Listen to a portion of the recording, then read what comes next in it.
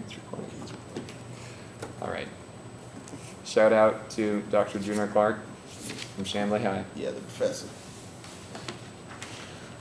All right. Well, what I'm thinking, tomorrow we're going to do a lesson on inductive reasoning. Right. We haven't talked about any of this stuff with these kids yet, and I'm a little nervous about that.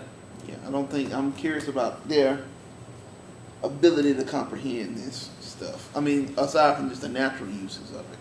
Yeah. So our basic working definition of what inductive reasoning is that it is searching for patterns and then coming up with a rule of how the pattern works. Something like that, right? Does Does that sound good? So, searching for patterns. And what, formulating a rule of how to, yeah. not have to use a big word Yeah, you would. for the English major. That's me. So one thing we came up with is this little test here. You can see it's got a lot of, what it is it's got 5 diagrams or little boxes, and then below each one there are 4 more, and the 4 below are choices A, B, C, D, and the question is which one is the next one in the pattern.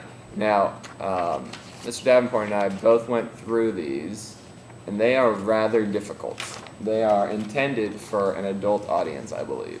It's going to be interesting because this is a 9th grade class, but we want them to work in groups, and we're Right. probably going to give them 25, maybe even 30 minutes. Right. Maybe. Right. And although it's difficult and meant for groups, and meant for adults, working in groups will probably help offset that a little bit. And I mean, I figure hopefully 2 or 3 9th grade minds together can make one adult mind. So we'll see. Yeah, we'll do, part of the plan, we discussed this already earlier, was to, in our warm-up, tie some of this into what we did with sequences. So maybe we'll go ahead and write that down, that we've got warm-up, figuring out the next number in a sequence.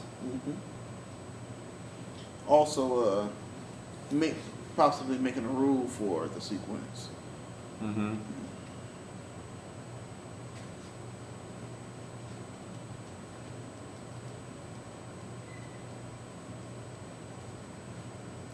At least being able to describe in words what's going on in the sequence.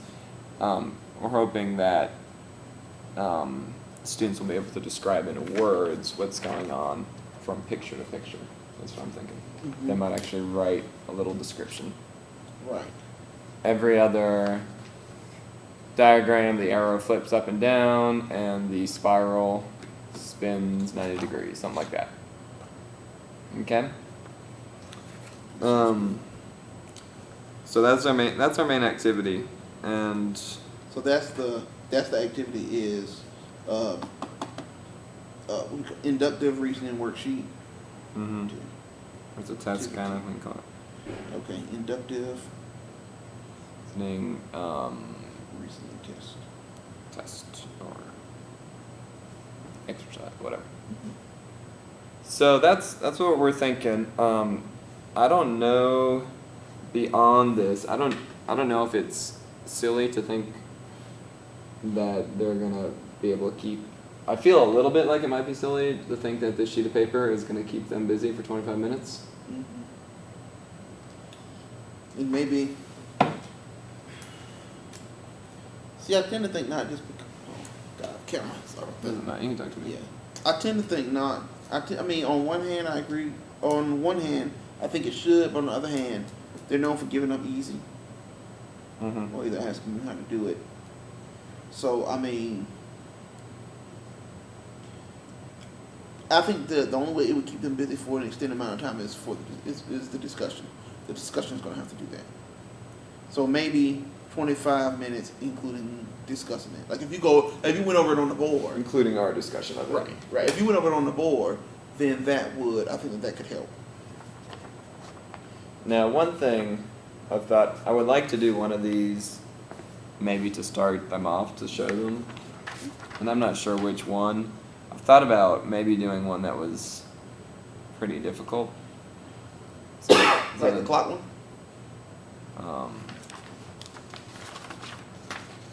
This one? Mm-hmm. Yeah, that one's pretty difficult. Maybe question number 5. This one. Do you think that's a good one to start off? Yeah, it's hard enough. And we could open the activity by saying get in groups and look at question number 5 for 3 minutes and see what you can figure out, and then we could discuss it and show and see if any student group got it, and then talk through that one so everyone's had that example, and then they'll have the other 7 to work on their own. And the method used there is somewhat typical of the types of methods you could use, the types of patterns you could search for. Mm-hmm. Yeah, I think Mr. Davenport's right that if we, including discussion, this should be able to fill up 25 minutes.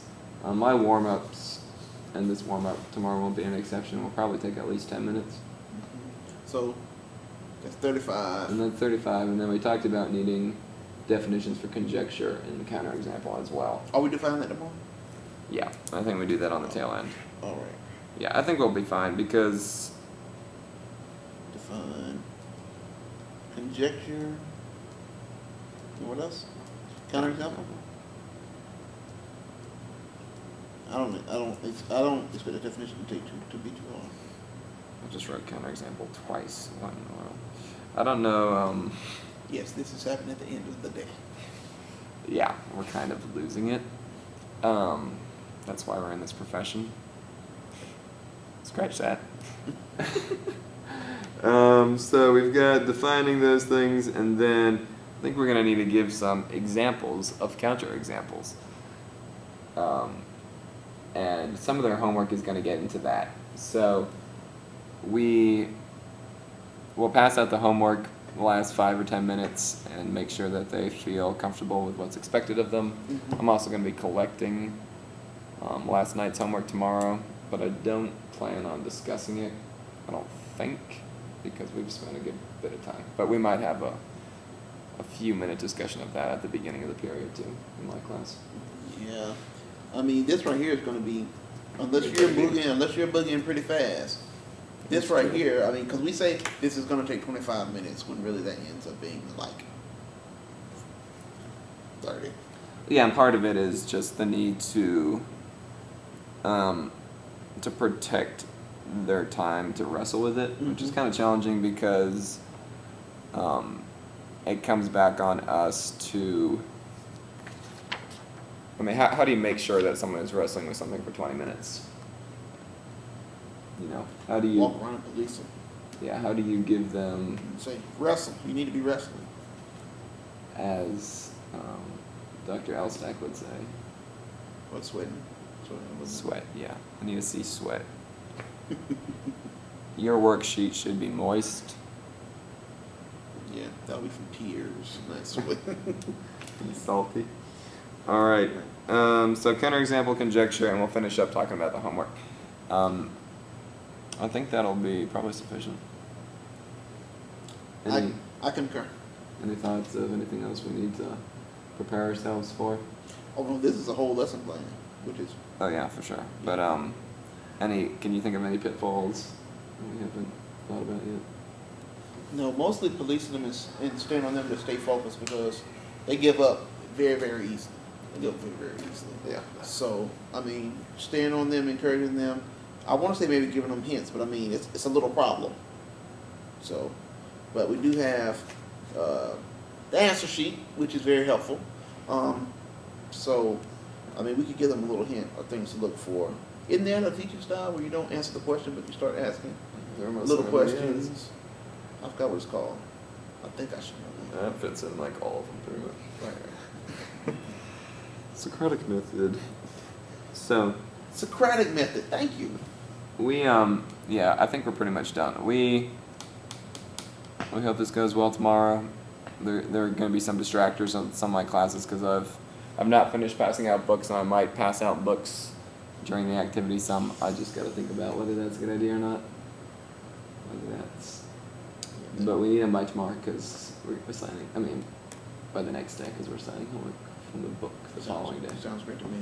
So, You still have books to pass out too? One period, yes. Okay. So, but that period is gonna be catching up anyway, so that's gonna be, And second? Wow, I should almost be in there helping you pass books instead of filming. That's fine. that would be good. I mean, then we might be able Someone to needs get to here. film it though. Second? Thought it was Oh yeah, you want to be there. you wanted me to film 4. fourth. Where we're actually teaching this stuff here. Okay, we're signing off.